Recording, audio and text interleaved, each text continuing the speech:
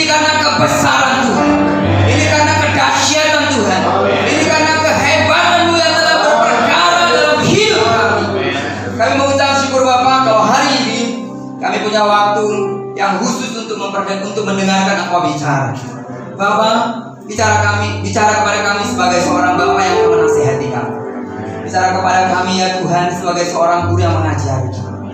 Bicara kepada kami sebagai Allah yang mengerti apa yang harus kami lakukan.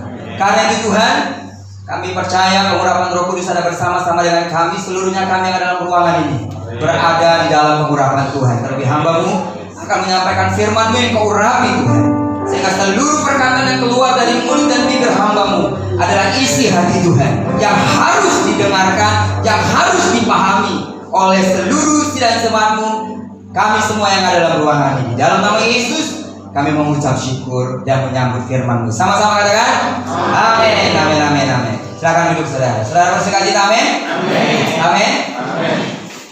Saya lebih bersukacita sebab saya ketemu dengan hamba Tuhan yang luar biasa. Ya, dipercayakan hari, terima kasih Pak Gembala ya, yang sudah mempercayakan hari ini untuk saya menyampaikan firman. Ada pepatah berkata, tak kenal maka tak sayang, setelah kenal terserah Anda. Ya, haleluya. Saya Jonet, marganya Sirait. Ada di sini hal kita banyak kayaknya. Wah, luar biasa. Ya.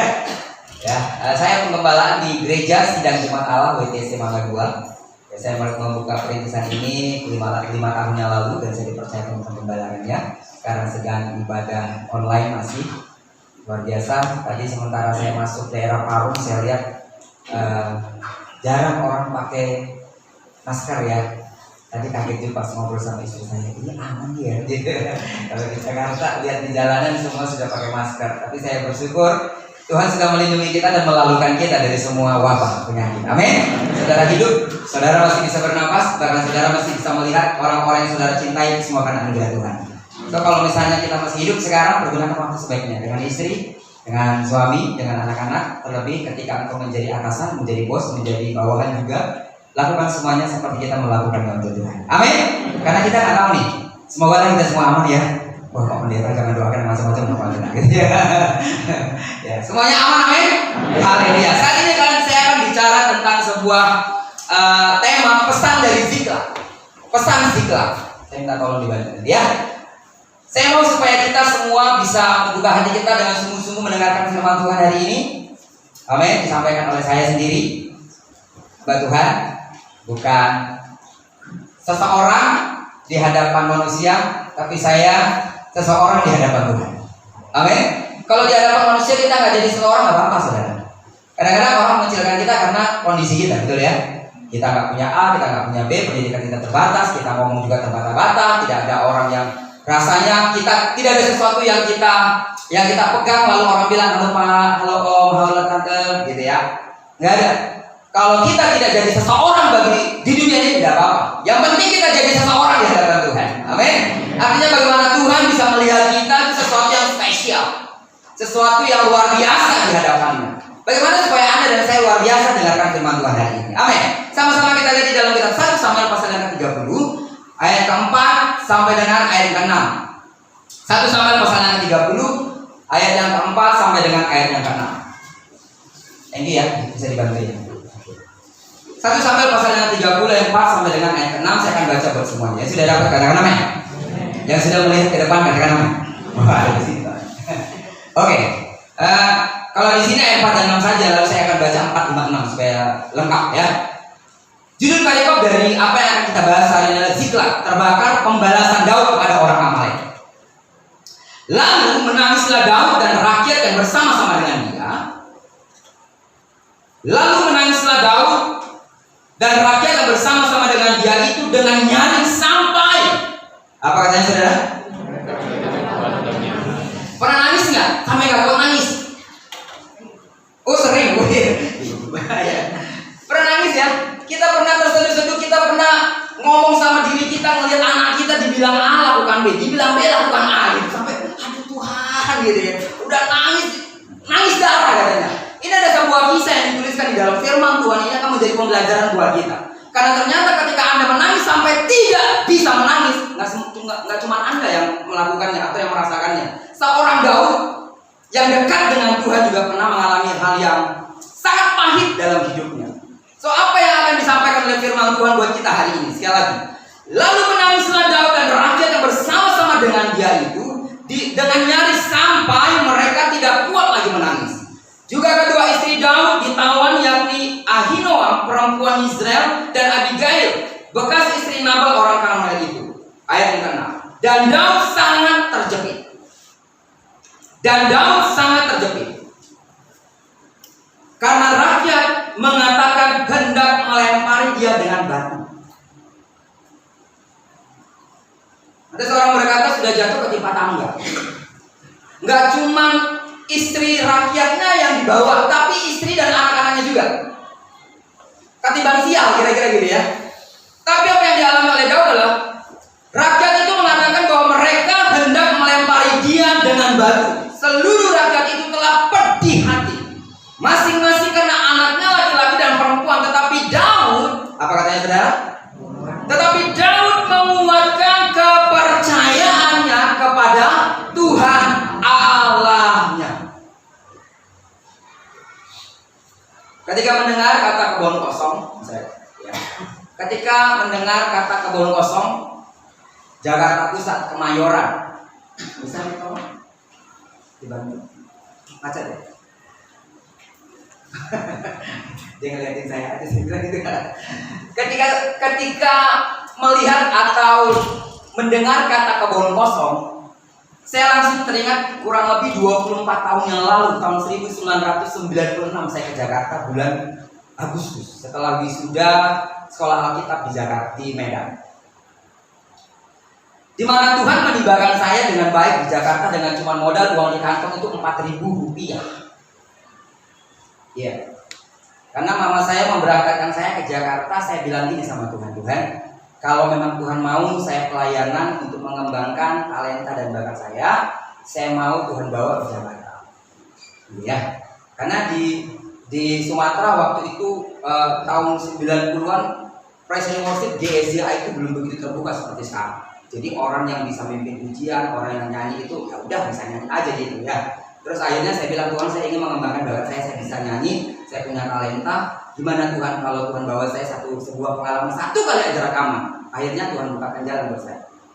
Jadi tahun 96 ketika saya melihat atau mendengar kata kebun kosong, saya langsung ingat gimana karya Tuhan yang luar biasa dalam diri saya. Tahun 96 saya tiba, lalu Tuhan bawa saya di sana. Kurang lebih berarti tahun 2015 saya buka penggembalaan, berarti kurang lebih 15 tahun ya. Ini berapa tahun?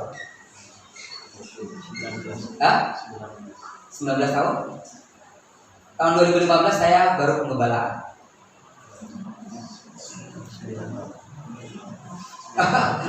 Matematikanya. Pendeta dulu tamat kan. Selama itu saya ada di satu gereja.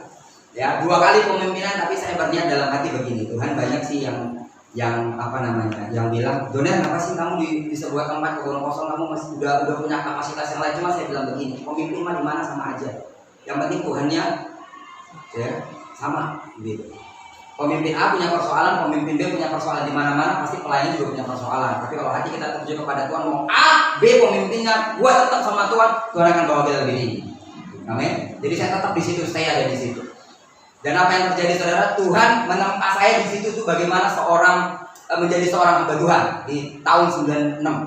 Karena pada waktu saya datang ke Jakarta, saya bawa gelar D3. Tapi tahu saudara, kerjaan saya apa 1 tahun di sana? Saya hanya ngepel gereja. Lalu karena ibu gembala saya itu suka bunganya bukan bunga yang plastik begini, tapi bunganya itu. Jadi saban kali dimasukin, dikeluarin, ada ibadah kaum wanita dimasukin, setelah itu dikeluarin lagi, ada ibadah sekolah minggu dimasukin, terus dikeluarin lagi gitu. Wah, repot banget saudara. Setelah itu ngepel gereja dan lain sebagainya. Kebetulan gereja itu renovasi, kerjaan saya ngitung tukang hari ini masuknya siapa aja. Jadi mandor saudara. Gelarnya pendeta loh. Ini gelarnya pendeta. Ya kan? Udah bawa ijazah pendidikan D3 meskipun cuma D3. Ya kan ya. Lalu kalau jemaat datang saya pakai dasi, Lalu apa yang saya lakukan adalah mereka datang karena itu bocor musim hujan sekitar bulan Oktober begitu. Lalu jemaat datang, ngapain saya? Saya bawa lap kering. Lalu karena bangkunya nggak begini, bangkunya bangku jati, dilap, dibersihin, baru tante duduk tante, ya makasih Joler gitu kerjaan selama setahun. Dalam hati lagi gila ya. Masa saya mau si Joler ini jadi hatoban di sini? Tahu hatoban ini kan? Jadi pembantu jadi kacung katanya. Wah, saya pikir nggak apa-apa lah. Yang penting Tuhan dimuliakan. Amin. Sampai pada akhirnya saya ketemu dengan seorang wanita. Tadi saya udah ngobrol sama Pak Gembala bahwa dia satu-satunya wanita yang membuat hati saya terdekat. Jakarta. Sampai akhirnya saya memutuskan diri untuk menikah dengan dia. Sekarang dia sedang memimpin ibadah online di ruang Mas ya. Dan ketika saya mendengar atau melihat tulisan kebun kosong, itu banyak memori yang langsung keluar gitu. Wah, kebun kosong di tempat saya. Di mana Tuhan menerpa hidup saya. Bagaimana Tuhan membentuk hidup saya. Kebun kosong itu tidak akan pernah terlupakan oleh saya. Karena banyak kenangan indah yang terjadi di sana. Tetapi tidak selalu demikian. Ya, tidak selalu demikian. Penyebutan nama sebuah tempat kadang dapat membuat kita menjadi teringat sesuatu pengalaman yang pahit. Betul ya? Iya kan? Kalau saya kebun kosong itu menjadi sebuah pengalaman di mana Tuhan menempa hidup saya. Lalu kalau saya teringat dengan tulisan Sei Bamban, karena saya berasal dari Sumatera, Sei Bamban tebing tinggi. Lalu saya teringat sama bapak saya yang memberikan saya kepahitan waktu itu. Jadi sebuah tempat bisa memberikan kesan yang baik, bisa memberikan kesan yang negatif. Tergantung kepada kita apa yang ada di dalam memori kita. Namun buat Daud, ya, Ziklag mungkin sangat asing buat kita. Oh, itu ditulis dalam Alkitab, kita juga nggak pernah tahu di mana tuh posisinya sekarang, kan kira-kira gitu ya. Tapi bagi Daud, Ziklag adalah sebuah tempat yang begitu dalam, membuat dia teringat kepada sebuah peristiwa. Dia pernah menangis sampai tidak bisa menangis lagi. Mungkin Anda mengalami sebuah pengalaman di mana saudara sedang mengalami sebuah peristiwa, Anda sudah tidak bisa mengangkat kepala gitu. Untuk melihat orang aja rasanya malunya minta ampun. Karena hubungan suami atau hubungan istri, atau ketika kita mengalami sebuah pengalaman bersama dengan anak-anak kita, atau usaha kita bangkrut, atau kita sendiri kena PHK, waktu teringat masa itu, hati ini rasanya pedih banget. Pedih sekali, karena pengalaman itu begitu membekas di dalam hati kita. Ziklag merupakan sebuah tempat yang pernah dialami atau menjadi memori pahit buat Daud. Tapi di balik memori pahit yang dialami oleh Daud, dia mengalami sebuah perjumpaan dengan Tuhan. Nah ini nih yang menjadi catatan buat kita. Kadang-kadang kita lebih mengingat apa yang menjadi kepahitan dalam diri kita waktu itu, tapi kita lupa sebenarnya di sana ada Tuhan. Kadang-kadang kita lebih mengingat sakitnya, tapi kita lupa dengan penyertaan Tuhan. Kenapa kita ada sampai sekarang? Itu karena Tuhan. Amin. Kalau Anda melewati satu masa kepada masa yang lain, satu musim kepada musim yang lain, dan Anda ada saat ini, itu karena penyertaan Tuhan. Tapi kadang-kadang memori kita, kenapa kita menjadi kepahitan? Karena kita lebih mengingat pahitnya daripada Tuhannya. Ada peristiwa yang amat pilu di sana ketika Daud menuliskan ini. Ketika dia pulang ke Ziklag bersama dengan pengikut setianya, lari dari kejaran Saul. Ternyata tempat itu telah dibakar habis oleh orang-orang Amalek. Bahkan anak-anak dan istrinya dibawa kabur. Sebuah luka batin yang amat dalam tentunya buat seorang Daud. Sampai Alkitab menyatakan sekali lagi bahwa Daud nangis sampai nggak bisa nangis. Daud mengalami peristiwa pilu di Ziklag. Ada pesan apa? Ada dua hal yang ingin saya mau sampaikan buat saudara hari ini, menjadi pembelajaran dari kisah Ziklag. Kisah pilu di Ziklag ini meninggalkan pesan yang pertama. Anda dan saya tidak kebal pada pengalaman pahit, bahkan sangat pahit. Kalau kita melihat kisah Ziklag di mana Daud ada di sana, sebuah pesan yang akan disampaikan kenapa cerita ini ditulis demikian rupa, menjadi diakui sebagai firman Allah. bukan berisi firman Allah, tapi firman Allah, karena Alkitab itu diakui sebagai firman Allah. Alkitab itu bukan berisi firman Allah, tapi Alkitab itu adalah apa? Firman Allah. Dari mulai pembukaan sampai pada akhir ada peta di situ, itu seluruhnya firman Allah. Itu pengakuan iman rasul ya. Alkitab adalah firman Allah, bukan Alkitab berisi. Kalau Alkitab berisi berarti ada yang bukan firman. Itu sama seperti minyak angin. Ingredientsnya ada tuh ya, baby oil. Dia kadar alkoholnya berapa, air aquanya berapa gitu. Itu namanya ada kandungan yang lain. Tapi kalau Alkitab gak ada kandungan lain, dipahami sebagai firman Allah. Jadi yang dituliskan ini adalah firman. Kenapa dianggap atau kenapa diakui menjadi firman Allah? Karena ada pesan yang ingin disampaikan kepada saudara dan saya. Yang pertama, sekali lagi, Anda dan saya tidak kebawa pada pengalaman pahit, bahkan sangat pahit. Kedekatan Daud dengan Tuhan tidak serta-merta menjadikan Daud bebas dari pengalaman pahit. Sekali lagi, kedekatan hubungan kita sama Tuhan tidak serta-merta menjamin saudara tidak punya masalah. Justru ketika kita semakin dekat dengan Tuhan, setan juga semakin giat bekerja.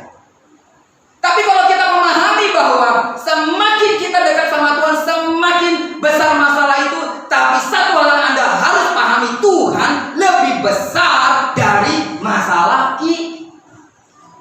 Cuma kadang-kadang kita selalu mempertanyakan gini, Tuhan saya udah setia, tapi kenapa saya punya masalah?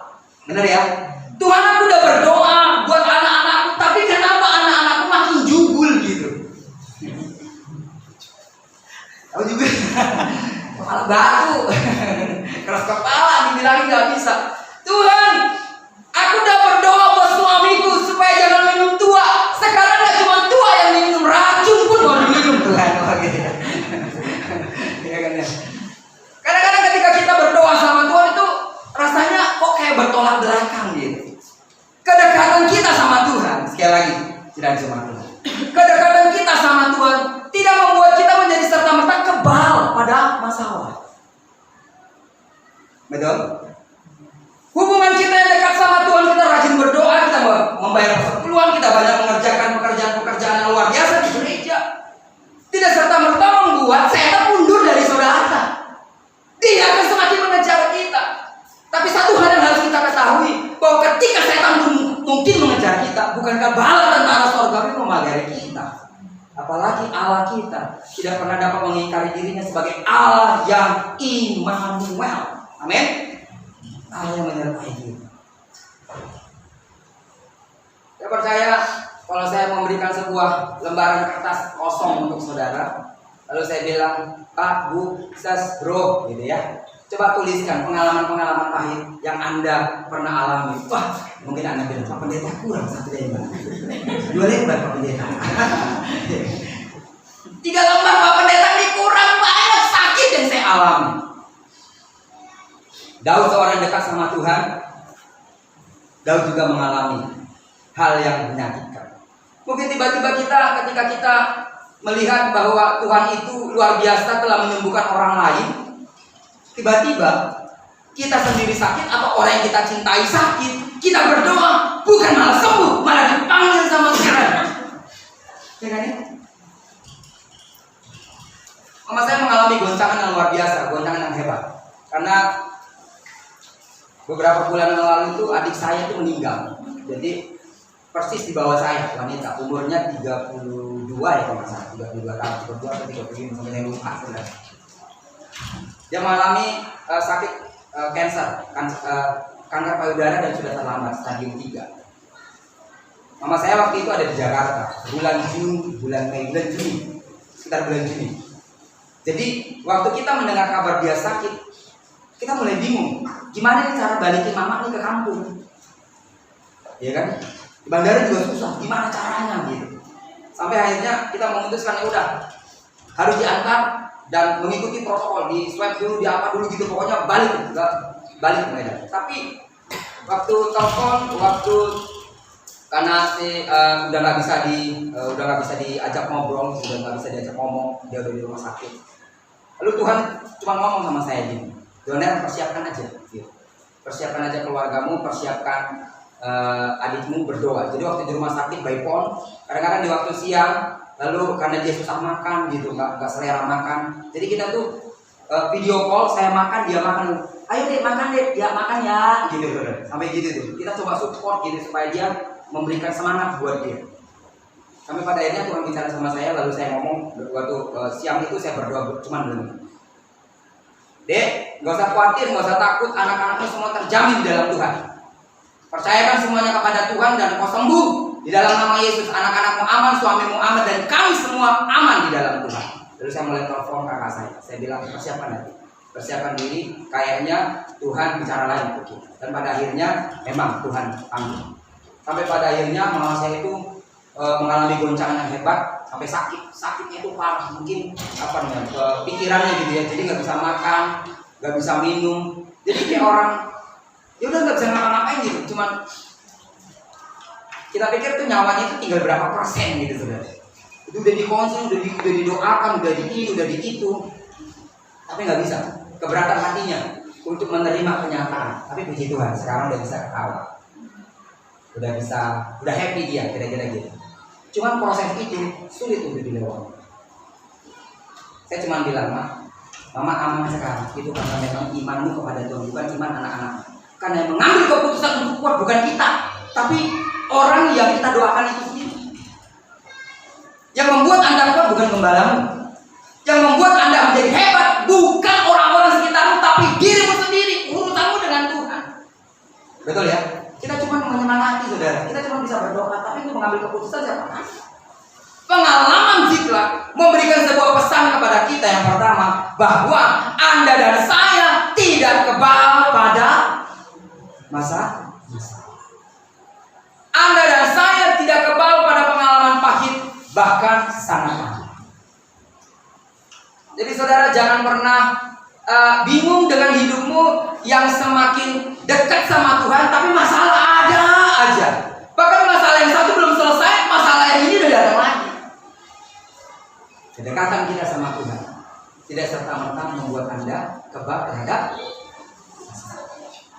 itu sebuah misteri yang kita nggak bisa baca kayak apa gitu. Itulah rancangan Tuhan.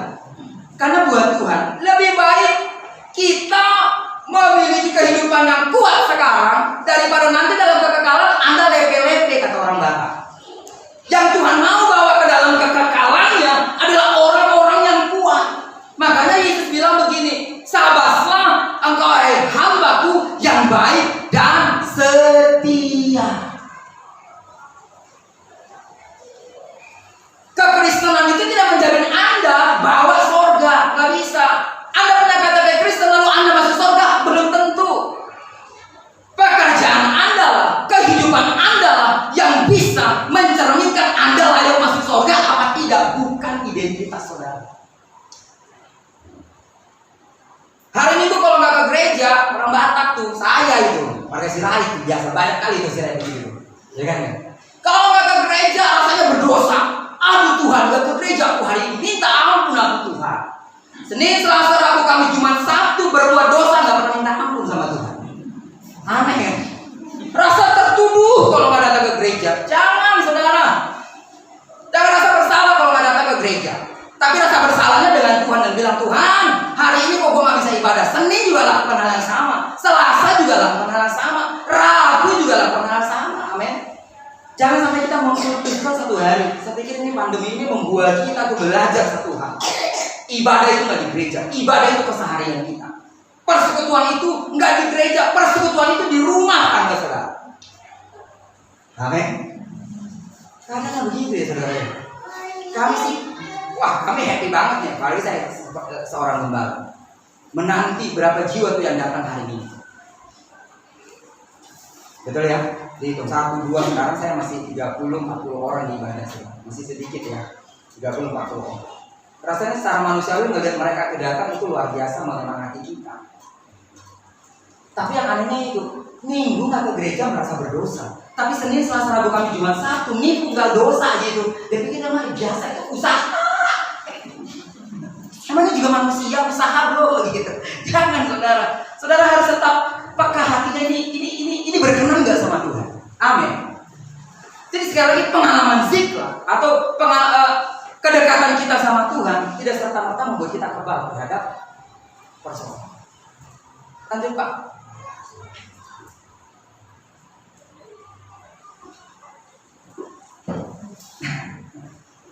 Lanjut, tadi kita coba baca terus ya. Kedekatan Daud dengan Tuhan tidak serta-merta menjadikan Daud bebas dari pengalaman pahit. Demikian juga dengan kita.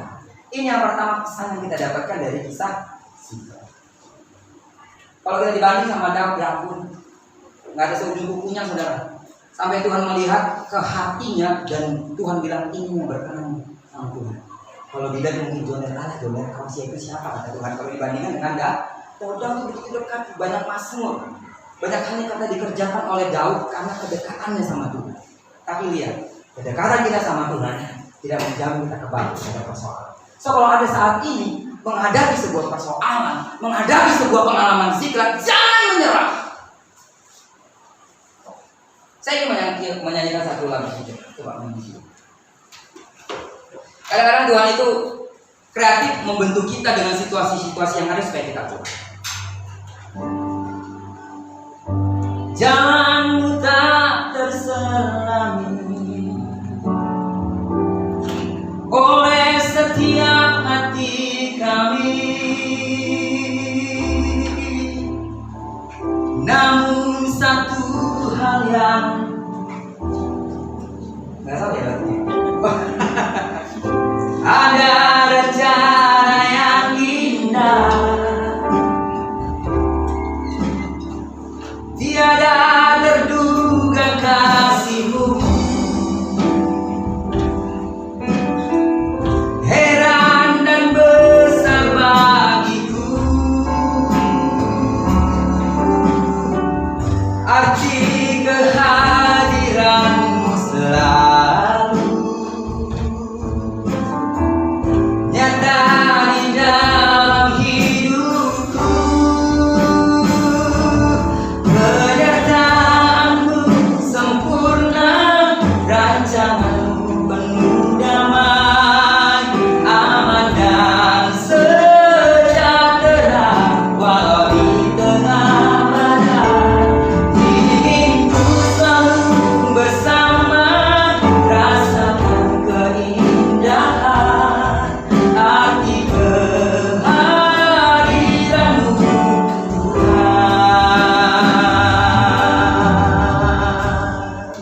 Ujian ini menyatakan apa saudara? Jalanmu tuh nggak terselami.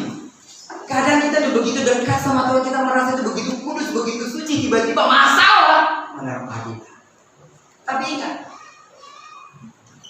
penyertaanmu sempurna, apa ya? Rancanganmu penuh damai, aman dan sejahtera walau di tengah badai. Inginku selalu bersama, rasakan keindahan arti kehadiranmu Tuhan.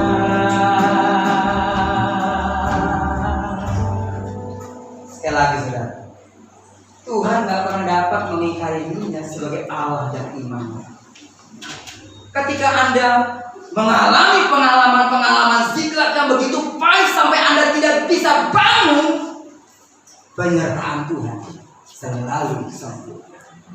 Yang kedua, pesan dari ziklat yang kedua, ketika kita menjalani hari-hari kita, ketika kita sedang mengalami ziklat, jangan berlari dari Tuhan, tapi justru Anda harus berlari lebih kencang kepada Tuhan. Jangan pernah lari dari Tuhan ketika Anda punya persoalan, karena di dunia ini tidak akan pernah dapat memberikan jawaban jalan keluar yang pas buat masalah Anda kecuali Tuhan. Karena Allah begitu detail, tahu persis kekuatan saudara, kemampuan saudara. Di dalam ayat ini dikatakan, dan Daud sangat terjepit karena rakyat mengatakan hendak melempari dia dengan batu. Seluruh rakyat itu telah pedih hati masing-masing karena anaknya laki-laki dan perempuan. saudara. Kerap kali kita nggak mampu menguatkan percaya kita, itu yang membuat kita akhirnya gagal mengikut Tuhan. Tapi kita harus menguatkan percaya kita. Kita harus tetap yakin Tuhan tetap memperhatikan kita. Persoalan pandemi menjadi sebuah persoalan yang menimbulkan banyak kesulitan. Betul ya? Kesulitan secara ekonomi, hubungan dengan satu dengan yang lain akhirnya sedikit renggang karena nggak bisa hahaha gitu ya, nggak bisa salaman, nggak bisa ketemu. Ini tidak mudah bagi sebagian orang, saudara, untuk bisa berlari kepada Tuhan waktu punya masalah. Ini nggak mudah bagi sebagian orang. Ada yang marah ketika mengalami zikir dan berkata, Tuhan, aku udah belajar setia, tapi kenapa persoalan ini datang? Ada orang-orang yang tidak datang ke gereja. Apa pendeta udah 10 kali, Pak pendeta doakan saya tapi nggak ada perubahan dalam hidup saya. Akhirnya apa? Dia nggak ke gereja lagi, saudara. Pak pendeta selalu bilang, kuatkan hatimu. Mari kita berdoa. Cukup itu Pak pendeta berdoanya. Yang penting sekarang mana jalan keluarnya mana, gitu ya. Karena kadang-kadang waktu kita sama waktu Tuhan itu nggak akan pernah bisa ketemu. Tapi kalau sudah waktunya Tuhan, Anda nggak bisa kemana-mana. Jadi tunggu aja waktunya Tuhan. Waktunya Tuhan itu the best. Waktunya Tuhan itu yang terbaik dalam diri kita. Jangan pernah menunggu waktumu, tapi tunggu waktunya Tuhan. Nah, untuk menunggu waktunya Tuhan ini perlu kekuatan ekstra dari kita. Bagaimana kita dapat menguatkan kepercayaan kita? Kalau Daud punya pengalaman ketika dia mengalami persoalan, dia selalu menyembah kepada Tuhan. Dia ambil kecapinya, dia memuji menyembah kepada Tuhan, membangun mesbahnya dengan Tuhan. Bagaimana dengan Anda? Pak pendeta, jangankan suruh nyanyi, ngomong aja aku males katanya. Gak kayak Daud ya, ngomong aja langsung gitu, baru ngomong loh saudara. Apalagi nyanyi. Anda bilang Pak pendeta, hidup itu males, apalagi nyanyi. Hidup itu sumpah Pak pendeta, apalagi nyanyi. Gimana saya harus mengembangkan persekutuan yang baik dengan Tuhan ketika saya punya persoalan? Tergantung kepada Anda. Karena kalau sesuatu yang sudah biasa kita lakukan, Anda tidak akan pernah berat melakukannya lagi. Tapi kalau Anda tidak pernah baca Alkitab, nggak pernah berdoa kata Pak pendeta, 5 menit aku udah bosan, kata-katanya.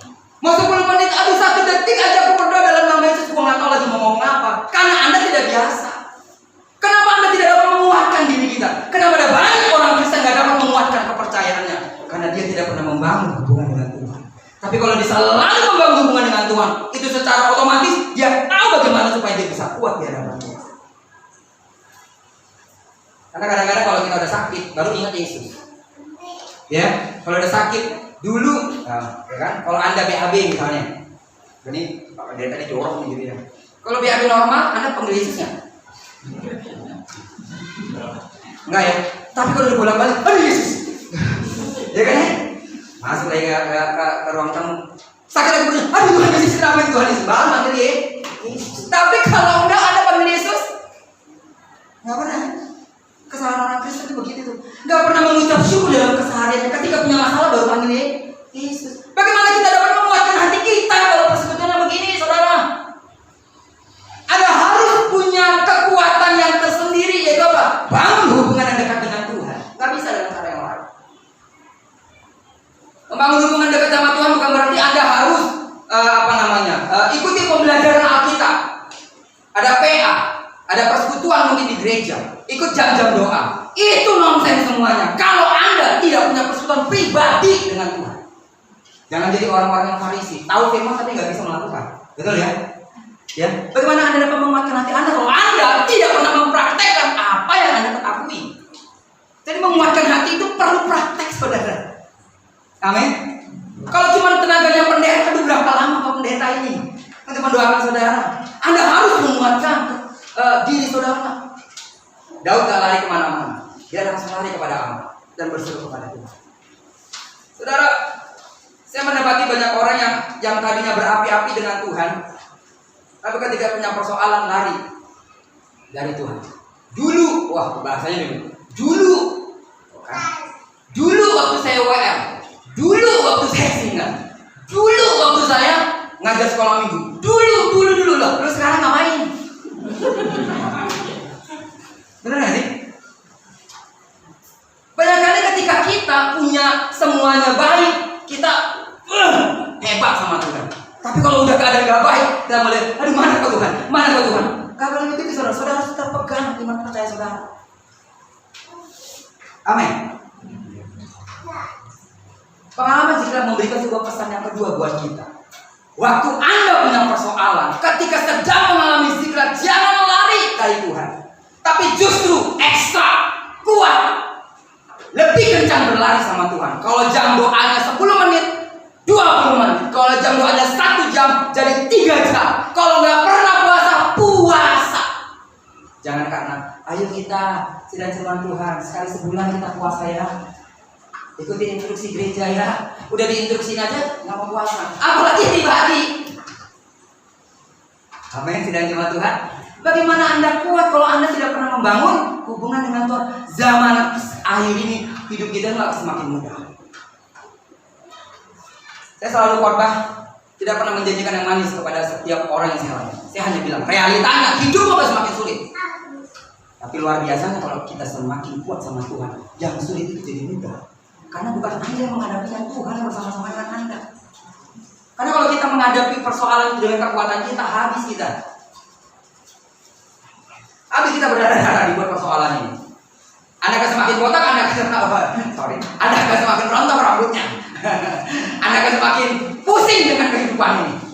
Tapi kalau kita bersama-sama dengan Tuhan, jadi jangan pernah lari dari Tuhan. Mengapa kita harus berlari kepada Tuhan? Ini sih waktunya masih banyak nggak? Masih ya? Saya semangat sekali soalnya. Ketemu sama anak kita, jarang gitu. Ada sini si Rai bermartabat kita nanti, tapi sedikit aja. Saya cuma tahu si Rai-nya dari mana gitu. Setelah itu gua nggak tahu lagi. Mengapa kita harus berlari kepada Tuhan? Karena Dia satu-satunya pribadi yang sanggup memulihkan hidup kita. Akhir dari Ziklag ini adalah ketika kita membaca bahwa di dalam ayatnya yang ayat keberapa ya saudara? Di akhir daripada kisah ini, saya akan singkat saja. Di akhir daripada kisah ini, ketika dia berdoa, ketika Daud berdoa berseru kepada Tuhan, lalu akhirnya Tuhan menyuruh Daud untuk mengejar orang Filistin itu, orang Amalek itu. Ketika Daud bersama rombongannya mengejar, lalu istri dan anak-anak mereka yang tadinya ditawan itu dibawa balik. Akhirnya kemenangan bersama-sama dengan Daud. Artinya istri anak-anaknya dibawa pulang. Tapi nggak selamanya demikian. Kadang-kadang ketika kita berdoa, apa yang kita harapkan nggak terjadi dalam diri kita. Betul ya? Kita berdoa supaya terjadi mukjizat. Kita berdoa, Tuhan, uang kontrakan rumahku udah habis nih Tuhan. Tapi besok bukan tayang kontraknya udah datang. Tuhan di mana kalau Tuhan udah kata Tuhan mana? Tapi Tuhan bilang diem aja, rasanya gitu loh saudara. Kita makin takut, kita makin aduh Tuhan di mana mukjizatmu Tuhan. Sampai akhirnya kita berbohong. Mama ada di rumah, bilang nggak ada, padahal ada. Bapak ada di rumah nggak? Lalu anaknya bilang, kata bapakku bilang nggak ada. Padahal bapaknya ada. Kadang-kadang ketika kita berdoa berlari kepada Tuhan, kenyataannya memang nggak selalu kita membawa orang yang menabur dengan mencucurkan air mata kan pulang dengan berkas. Kadang-kadang Tuhan mengizinkan kita kosong berkasnya, nggak ada gitu. Kita berdoa supaya orang ini sembuh malah mati, saudara. Kita berdoa supaya usaha kita bangkit malah habis usahanya. Betul ya? Kita berdoa supaya anak kita lulus, anak kita nggak lulus. Banyak kali ketika kita telah berjuang bersama-sama dengan Tuhan mengizinkan kita pengalaman-pengalaman ini. Tapi bukan berarti kita nyerah, saudara. Pasti ada maksud Tuhan di segala situasi yang terjadi dalam diri kita. Amin. Kadang-kadang Tuhan mengizinkan kita tidak mengalami mukjizat. Supaya apa? Supaya kita kuat, supaya jangan jadi orang Kristen yang mukjizatkan terus. Orang Kristen yang mukjizatkan, kalau datang ke gereja, kepengennya mukjizat terus. Nah, apa kamu mau muji Tuhan dengan tanpa mukjizat? Bukankah itu korban? Korban itu sesuatu yang harus diserahkan. Korban itu sesuatu yang harus disembelih. Kadang-kadang kita berpikir kalau dompet saya berisi ini korban, enggak. Justru kadang-kadang ketika kita tidak punya uang, di situ kita harus berkorban. Amin. Saya bilang sama sedang jemaat saya, jangan berkorban di masa pandemi, karena di situ Anda diuji untuk setia. Bukan soal rupiahnya. Sedang jemaat saya rajin membayar sebuah miskin seberapa pun itu. Kadang-kadang ketika mereka Pak Pendeta saya sudah transfer tapi bulan ini menurunnya. Jangan persoalkan menurun itu, tapi persoalkan imanmu yang setia melakukan firman-Nya. Jangan malu memberi persembahan yang cuma 1.000-2.000 rupiah, tapi malu kepada dirimu uang baksomu lebih besar daripada uang persembahanmu. Itu yang kamu malu. Amin. Betul nggak? Betul kali Pak Pendeta. Bayarin orang itu sampai ratusan ribu, tapi waktu bilang bantu gereja, ya ampun 50.000 aja. Udah masuk belum? Udah masuk belum? Digituin terus ke gereja, saudara. Tapi kalau bayarin orang mau jutaan juga boleh, tapi kalau untuk pekerjaan pun kita hitung-hitungan, jangan. Itu kita yang mau. Tapi kalau memberikan uang 1.000, 2.000, 3.000, itu memang kemampuan kita. Bersuka cita aja.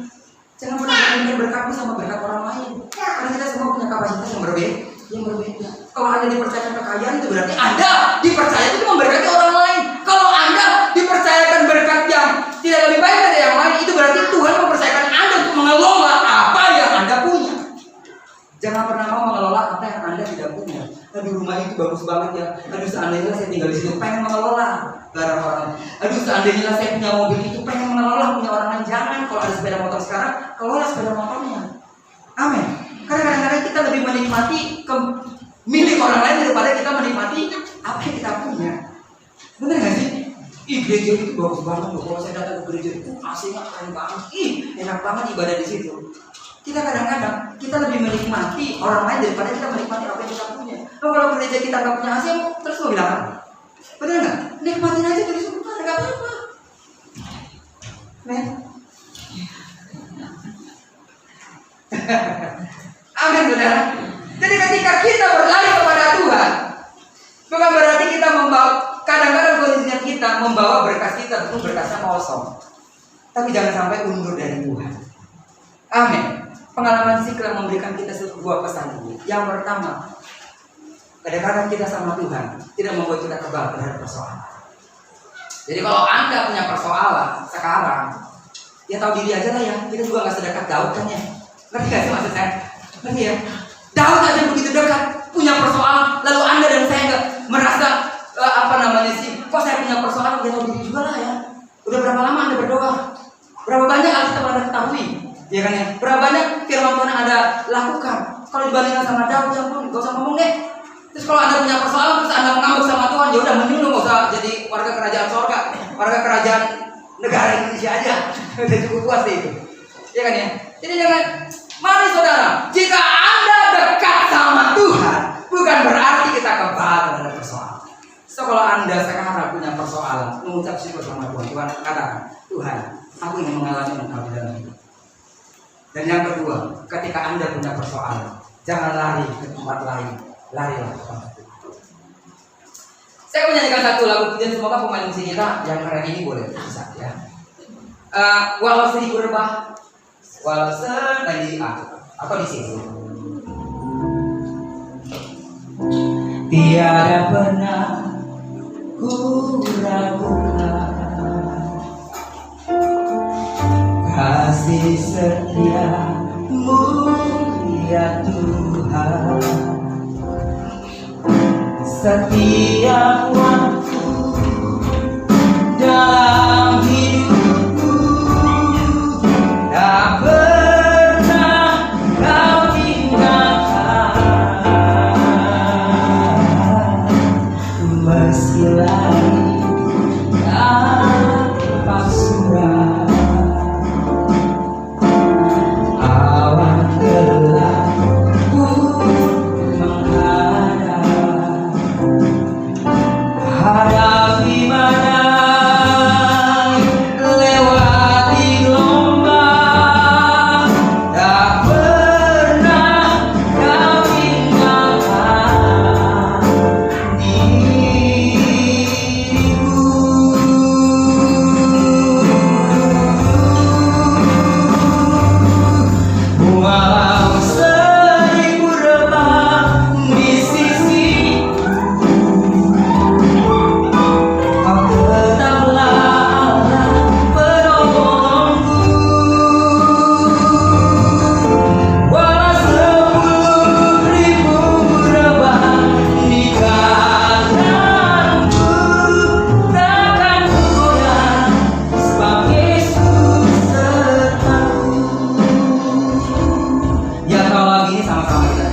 Haleluya.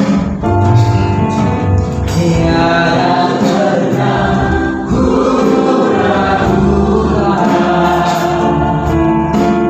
kasih setiamu ya Tuhan. Setiap waktu dalam hidupku tak pernah kau tinggalkan. Meski langit awas murah, awan gelap pun ada. Hadapi badai, lewati gelombang, tak pernah kau tinggalkan diriku.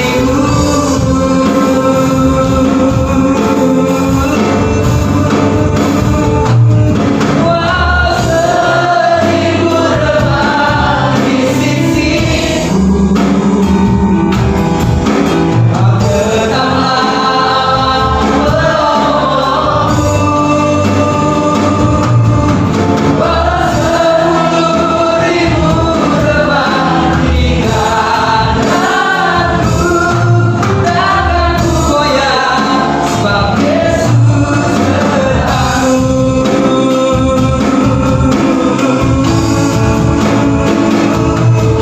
Walau 1000 rebah di sisiku, kau tetaplah Allah penolongku. Walau 10.000 rebah di kananku, takkan ku goyah, sebab Yesus sertaku.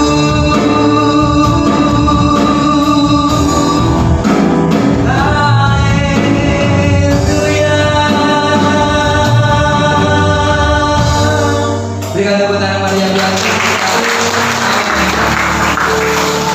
Kalau 10.000 rebah di sisi kanan atau di sisi kiri kita, dia tetap Allah yang akan menyertai. Pengalaman siklak apa yang Anda sedang alami sekarang? Datang sama Tuhan, jangan pernah lari kepada yang lain. Amin. Kalau Anda datang kepada suami, mungkin Anda akan diomongin. Ketika Anda datang kepada istri, istri bilang, kau jadi kepala keluarga itu aja kau nggak bisa selesaikan. Istri kita bilang begitu. Ketika Anda datang mungkin kepada hamba Tuhan, berdoa. Kalau kita datang kepada Tuhan, maka Tuhan bilang, marilah kepadaku, hai kamu yang letih dan berdoa, aku akan memberikan kelegaan kepadamu. Mari kita sama-sama berdoa. Kita akan angkat sekali lagi menjadi mati asal. Wa 1000 rebah di sisiku, kau tetaplah penolongku. Walau 10.000 rebah di kananku, takkan ku goyah, sebab Yesus sertaku.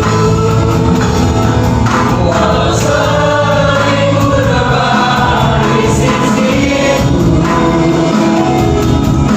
kau tetaplah penolongku.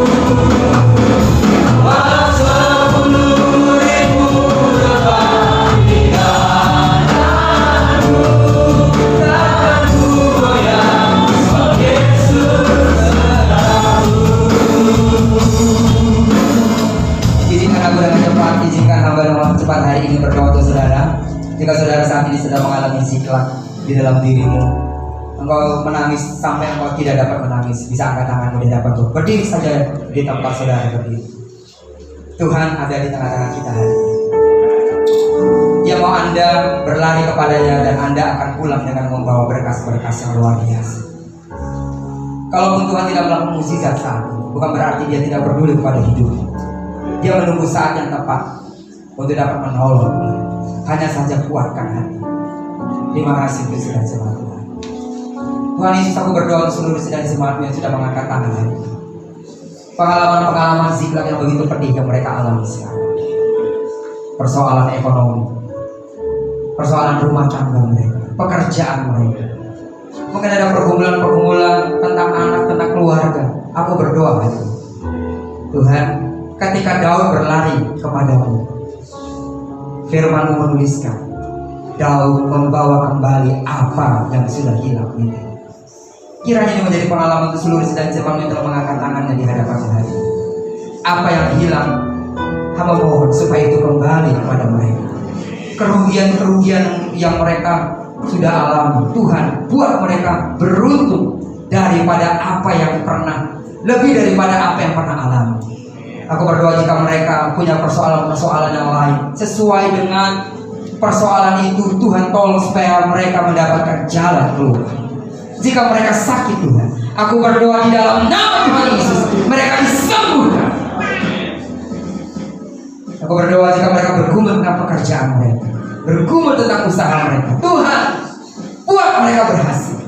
Tolong mereka Tuhan, supaya dapat menjalani hari-hari mereka dengan kemenangan bersama-sama dengan Tuhan. Aku berdoa kuatkan hati sidang jemaat-Mu di tempat ini, dalam nama Tuhan Yesus. Bapak, aku berdoa jika saat ini betul-betul mereka sungguh-sungguh sedang mengalami jalan yang buntu. Bukankah Engkau Allah yang begitu kreatif, yang dapat membuka jalan saat tiada jalan. Karena itu aku berdoa demi nama Yesus, terbukalah jalan untuk setiap anak-anak-Mu di dalam nama Tuhan Yesus. Bapak sekalian, aku berdoa untuk seluruh sedang jemaat-Mu yang sudah mendengarkan firman-Mu hari ini. Diberkati mereka semua. Biar kebenaran ini tidak berlalu begitu saja, tapi roh kami menerimanya dengan baik, sehingga kami siap untuk melakukannya. Berkati keluarga hamba-Mu, Bapak Gembala, dan seluruh anggota keluarga Kau berkati juga itu seluruh pengerja, sehingga dengan demikian pekerjaan Tuhan di tempat ini tidak dikerjakan dengan tangan manusiawi, tapi dikerjakan dengan uluran tangan Tuhan yang hebat, menuntun mereka untuk melakukan apa yang jadi kehendak-Mu dalam penggembalaan di tempat ini. Karena itu Tuhan, aku serahkan dan semenang tangan nama Yesus. Hamba berdoa dan mengucap syukur. Sama-sama kita katakan amin. Amin. Kau berkati.